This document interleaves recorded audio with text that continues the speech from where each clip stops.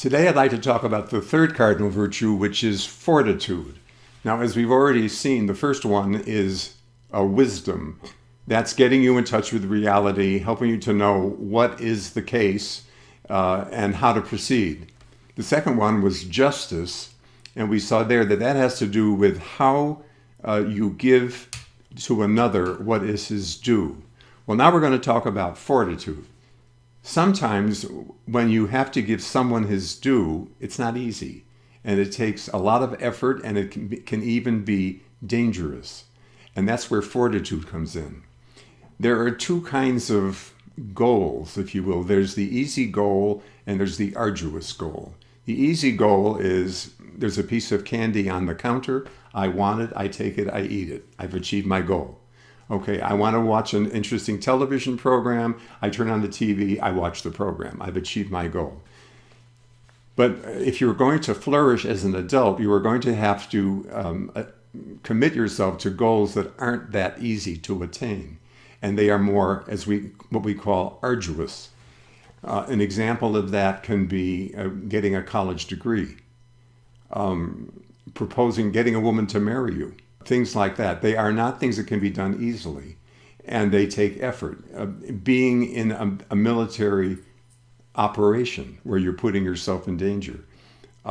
Being a firefighter where you have to go into a burning building to save people.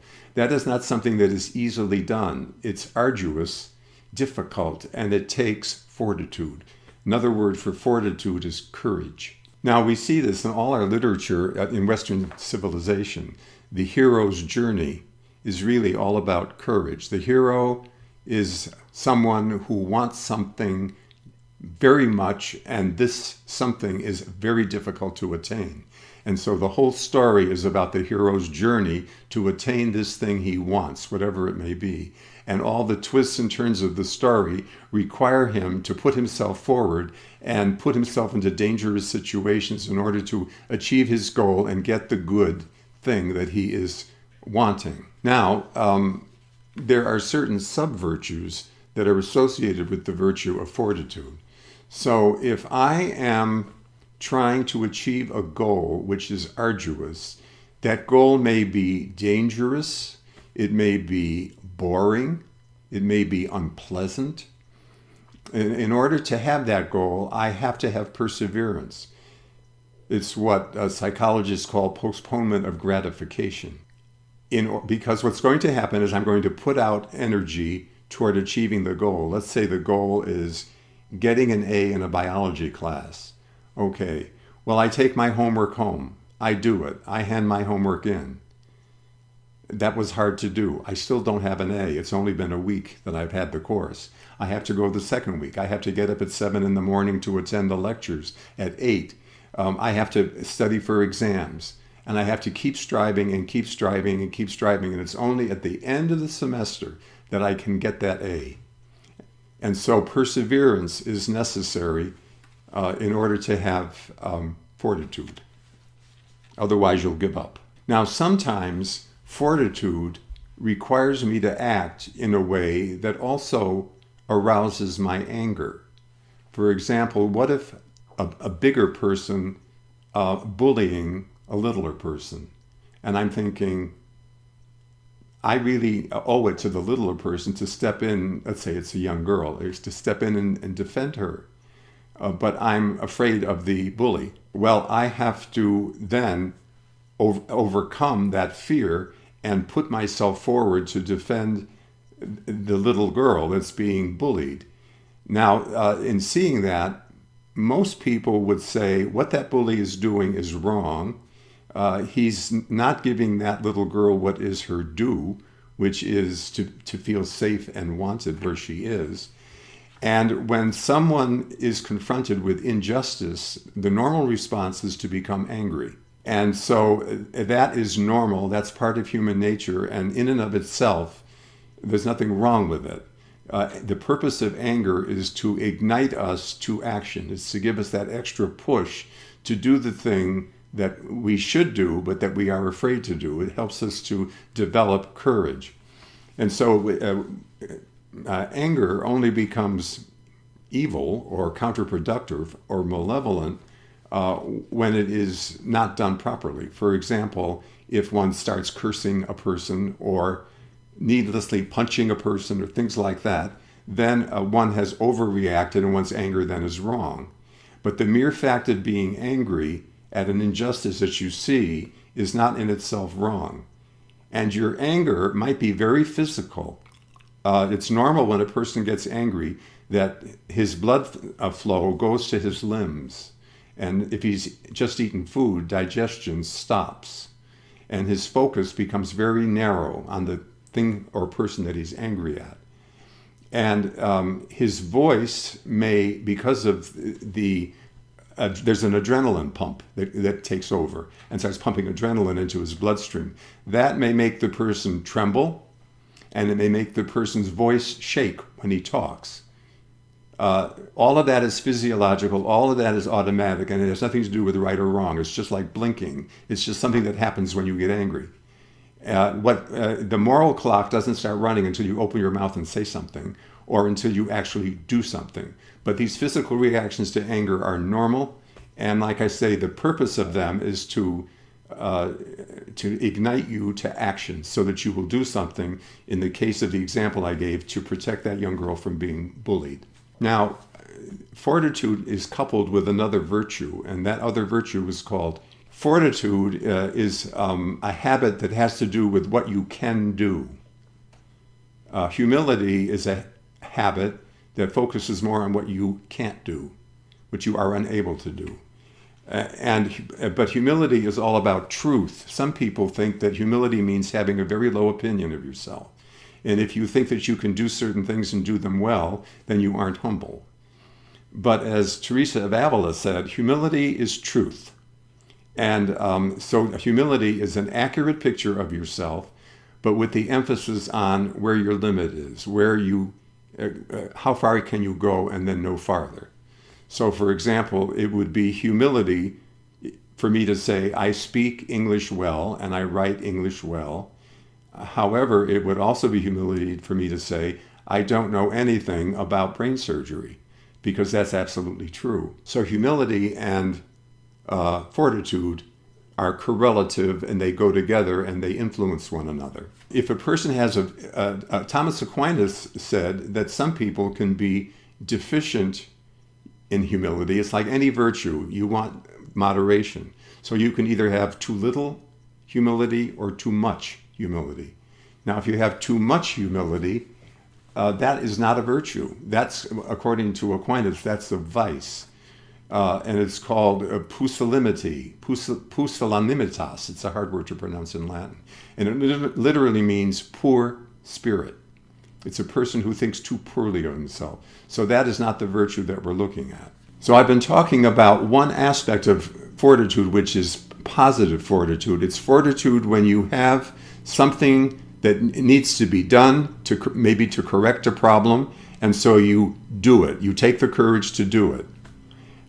There is also passive fortitude. That's fortitude where the problem is of a nature where it can't be corrected. For example, if you have a child that's dying of an incurable illness, that's a great sorrow, and that takes fortitude for the child and for the parents to undergo it. There, you aren't solving a problem and triumphing over it. You're undergoing a suffering that you can't eliminate. And that also takes perseverance. And again, it's a form of courage. Now, there's a point where courage becomes specifically Christian and supernatural.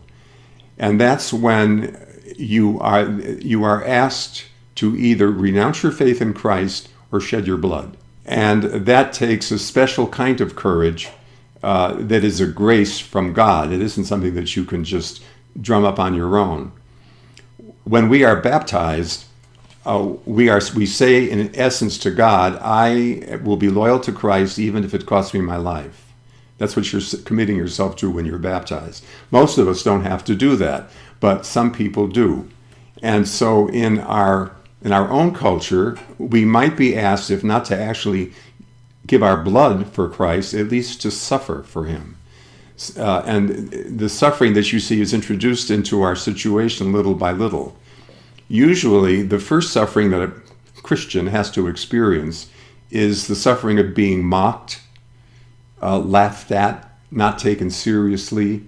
That can be very difficult to put up with. Then it can get worse than that. For example, adults can be penalized professionally and financially. You can be told, unless you, in essence, renounce your faith and do something that your faith considers grievously wrong, you can't proceed to be a physician, a lawyer, a mental health professional, a psychologist, whatever it might be. And you may then have to choose between going on with your profession or your fidelity to your baptismal vows. Sometimes it goes even further than that, and people bring a lawsuit against you. You can see this in the wedding industry, people who are involved in making wedding cakes, wedding photographers, people who rent out halls to weddings and so forth. Those who will not do that for so-called same-sex weddings are brought to court, and sometimes they are fined hundreds of thousands of dollars.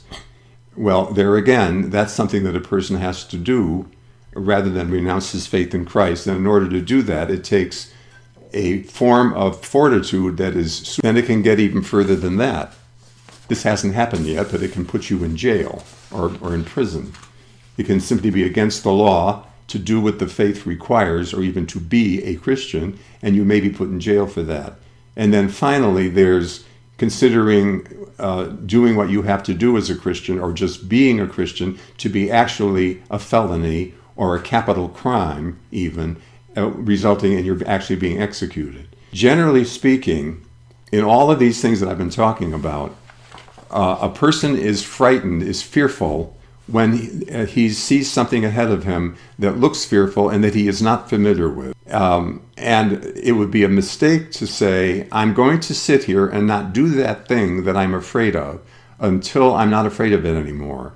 Then I will do it. So you can have a young man, for example, who has never jumped off a diving board. So he's standing at the end of the diving board and he's afraid to jump off. Well, he turns around and climbs back down again and sits down thinking, well, I'll wait till I'm not afraid of diving anymore, then I will dive off the diving board. Or a young man who says, I would like to ask a girl out for a date, but I'm afraid to call her up and ask her. What if she says no? What if she's busy? And so forth. So he says, I'll wait until I have the courage and then I will do it. That's a mistake, because that isn't the way courage is increased. Courage is increased by putting yourself forward while you are afraid and doing the thing you're afraid to do while you're afraid to do it.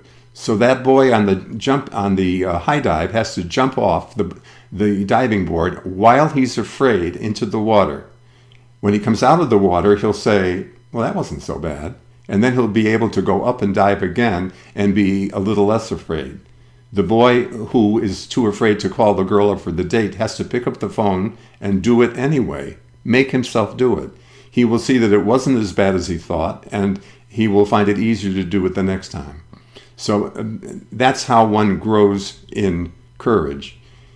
In terms of what parents can teach their children, I think it's important for parents to teach their children, on the one hand, to be sensitive to other people's feelings so that you don't do wrong to them, but on the other hand, not to let concern for other people's feelings prevent you from doing what's right. In other words, you shouldn't be thinking, if I do the right thing, what will my friends think of me? They'll laugh at me and so forth. That's where you need courage to do the right thing anyway and accept whatever comes from your friends and not care about what they think. And so parents need to instill in their children that. And I can pass on, by way of closing this, a little bit of Italian wisdom that I learned from my mother. She taught me that very thing. She said, when you see your friends doing something wrong and they want you to do it with them, and you say no, they will mock you and taunt you, but inwardly they will admire you. But if you give in and do what they want, they will accept you and be friendly with you, but inwardly they will despise you. So with that, I close. Again, if you like this video, click the like. If you want to subscribe, click the subscribe button. And good night.